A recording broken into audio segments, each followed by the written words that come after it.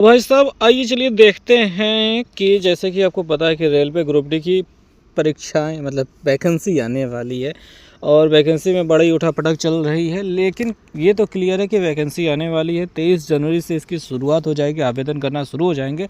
लेकिन आवेदन करने से पहले आपके पास कुछ दस्तावेज आपके होने चाहिए, जो डॉक्यूमेंट्स है वो तैयार होने चाहिए ताकि आपको कोई समस्या ना आने पाए आगे चल कर के।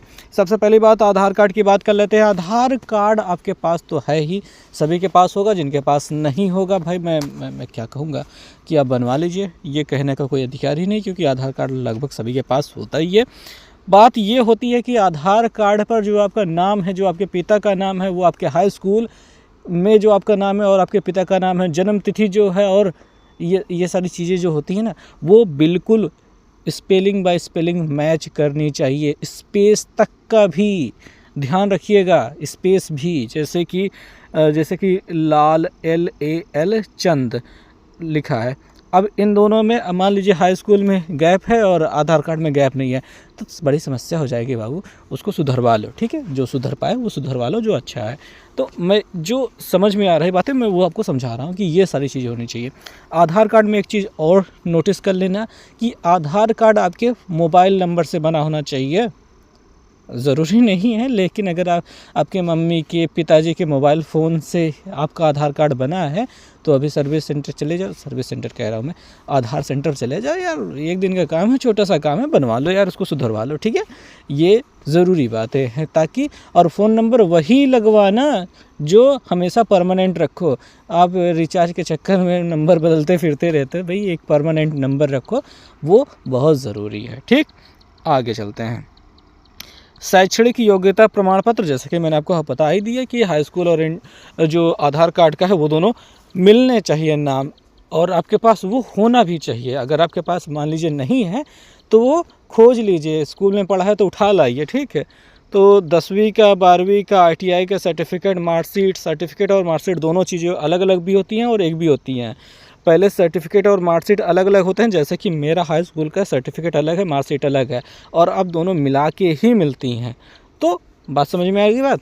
तो होना ये चाहिए कि आपके पास वो होना चाहिए और उसमें कोई भी गलती नहीं होना चाहिए। अगर गलती है तो उस पर सुधार के जो चीज़ें होती हैं उसमें लग जाओ भैया, जल्दी से जल्दी सुधार करके अपना इकट्ठा करके रख लो, ये ज़रूरी चीज़ है। आगे बात कर लेते हैं जाति प्रमाण पत्र। ये जो होता है ये आपका होना चाहिए केंद्र सरकार द्वारा जारी किया गया जाति प्रमाण पत्र आपका होना चाहिए, ठीक है। बनवा लो जल्दी से जल्दी, अगर है तो भाई मतलब होना चाहिए। SC ST OBC जो भी है आप बनवा लो, ओके। आय प्रमाण पत्र, EWS के लिए आय प्रमाण पत्र भी बनवा लो। वैसे EWS अगर हो तभी डालो, वैसे यार EWS मैंने बचाने के चक्कर में भरा तो था, लेकिन सर्टिफिकेट लगाने में मुझसे ज़्यादा पैसे लग गए थे।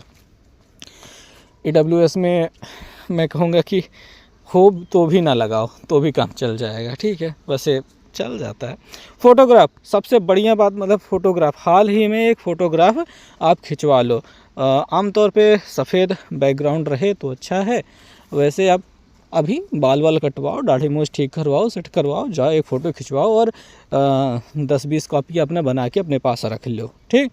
बस इतनी ही कॉपी रख लो और वही को फ़ोटो खींच के देखो, अपलोड करते वक्त उसमें जो रेशियो दिया जाएगा, जो कुछ भी दिया जाएगा, अगर आपको अपलोड करना आता है, ठीक है, तो अब ढंग से अपलोड कर लेना, फॉर्म खुद से भर लेना। नहीं आता तो साइबर कैफ़े में जाओ, वहाँ पे अपना ठीक करवाओ, टेंशन नहीं लेने का, बस ये बात है।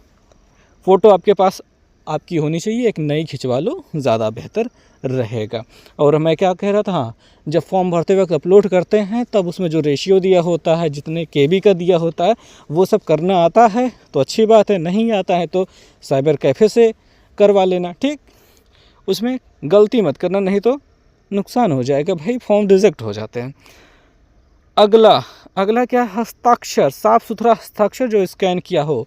मैंने तो फ़ोटो खींच कर ही काम चला लिया है, ठीक है। स्कैन किया हुआ फ़ोटो खींचा हुआ एक ही बात होती है, लेकिन साफ़ सुथरा हस्ताक्षर जो हमेशा आप करते हो, एक साइन करने का जो मतलब एक ही साइन हर जगह यूज़ करो, ऐसी वाली एक साइन आप बना डालो, ये आपके लिए बहुत ज़रूरी है। उसकी फ़ोटो खींच के रख लो, क्रॉप कर लो, जितने KB की चाहिए उतना KB का वो बना के अपने भाई मोबाइल में सेव करके रख लो, गूगल ड्राइव नाम की चीज़ होती है उसमें सेव करके रख लो, बहुत सारी जगह होती है जहाँ पे सेव करके रखा जा सकता है, तो वहाँ पे रख लो, बार बार यूज़ होता रहता है ना, तो वो सब चीज़ें खुद ही अपना थोड़ा समझदार बनो। अगली बात आ जाती है ईमेल आईडी और मोबाइल नंबर। ज़ाहिर सी बात, जैसे बताया कि मोबाइल नंबर आप अपना एक परमानेंट रखिए, और ये रखिए याद कि मतलब जो मोबाइल नंबर आप इसमें फॉर्म में डालेंगे वो आगे चल के भी आगे बहुत आगे तक हमेशा चालू रहे। और एक ईमेल आईडी भी आप अच्छी सी बना के रख लो, अगर या फिर आपके पास ईमेल आईडी होगी तो बस वो हमेशा चालू रहनी चाहिए। उसका आईडी और पासवर्ड किसी डायरी में नोट करके कहीं पे लिख के रख लो, एक पर्सनल डायरी बनाओ, उसमें लिख करके रख लो, ताकि कभी अगर मोबाइल गुम हो जाए, ईमेल आईडी गुम हो जाए तो उसका आईडी पासवर्ड याद रहे ताकि लॉगिन कर सको, क्योंकि ये ज़रूरी है। सबसे बड़ी बात यही होती है कि जब भी आपका सिलेक्शन होगा तो जो आपका नियुक्ति पत्र होता है वो 2 माध्यम से भेजा जाता है। एक तो होता है डाक के माध्यम से, दूसरा ईमेल पे भेजा जाता है, ठीक है। तो डाक वाले से कोई मतलब ज़्यादा है नहीं, ईमेल अगर आपका ऑन रहेगा तो ईमेल पे आ जाएगा, और उसी ईमेल पे आएगा जिस पे आपने फॉर्म भरा है, ठीक है। और एग्ज़ाम के लिए एडमिट कार्ड कब आ रहा है उसके लिए आपको मोबाइल नंबर पे एसएमएस आ जाता है, ठीक है। ये सारी चीज़ें आती रहती है, तो ये सारी चीज़ें ज़रूरी हैं और परमानेंट रहना ज़रूरी है। एक अच्छी ईमेल आईडी और एक फ़ोन नंबर जो हमेशा चालू अवस्था में रहे, रिचार्ज रहे, मतलब पता चला वो रेलवे आपके पास मैसेज कर रही है, आपको मोबाइल कह रहा है कि भाई रिचार्ज ख़त्म हो गया है, तो समस्या हो जाएगी ना। तो ये सारी चीज़ें भी रहनी चाहिए। ओके, डोमिसाइल प्रमाण पत्र यानी कि निवास प्रमाण पत्र भी बनवा लेना। जब आय जाति बनवा रहे हो तो निवास भी साथ में बनवा लेना, ठीक। 300 रुपये हमारे यहाँ लेते हैं, तीनों चीज़ बना के दे देते हैं। थोड़ा लगता है 10-12 दिन का समय लगता है, बन जाता है। तो अभी समय है, बनवा डालो फटाफट, ठीक है। तो ये आपके लिए ज़रूरी बात है। ओके, ये हो गया भाई। आगे देख लेते हैं फिज़िकल डिसेबिलिटी अगर आपके पास है, फिज़िकल हैंडीकैप्ड है, डिसेबिलिटी है, तो उसका जो प्रमाण पत्र होता है वो आप बनवा के रखे रहें। और अभ्यास प्रमाण पत्र ये जो होते हैं कि पूर्व सैनिक हैं या फिर आप कहीं सरकारी नौकरी पहले कर चुके पूर्व सैनिक हैं, जो एक सर्विसमैन जो भी हैं, ठीक, उनका अपना प्रमाण पत्र रहना चाहिए उनके पास। और खाते का विवरण का क्या मतलब हो गया? देखो भाई, जब फॉर्म भरोगे तो फॉर्म की फ़ीस है 500 रुपये, ठीक है।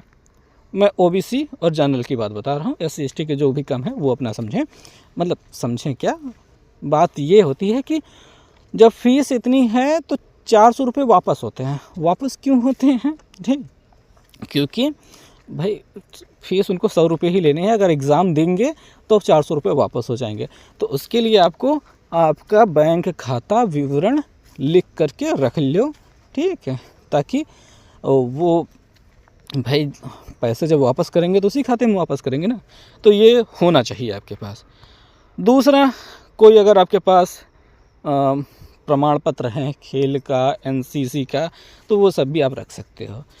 तो मेरे ख्याल से आपको समझ में आ गया होगा कि आपको किन किन चीज़ों का ध्यान देना है, क्या क्या चीज़ें आपको तैयार रखनी है। तो इन चीज़ों पर थोड़ा सा ध्यान दे दीजिए और सरपट अपने कदम बढ़ाइए, उनको तैयार कीजिए और भाई ग्रुप डी का फॉर्म भरिए, अच्छे से तैयारी कीजिए, पढ़ाई कीजिए, ठीक है। प्रीवियस ईयर क्वेश्चन पेपर लगाइए, बहुत ज़्यादा टेस्ट देने की ज़रूरत है। और याद रखिएगा दोस्तों, कभी भी किताब से मॉक टेस्ट नहीं देना है।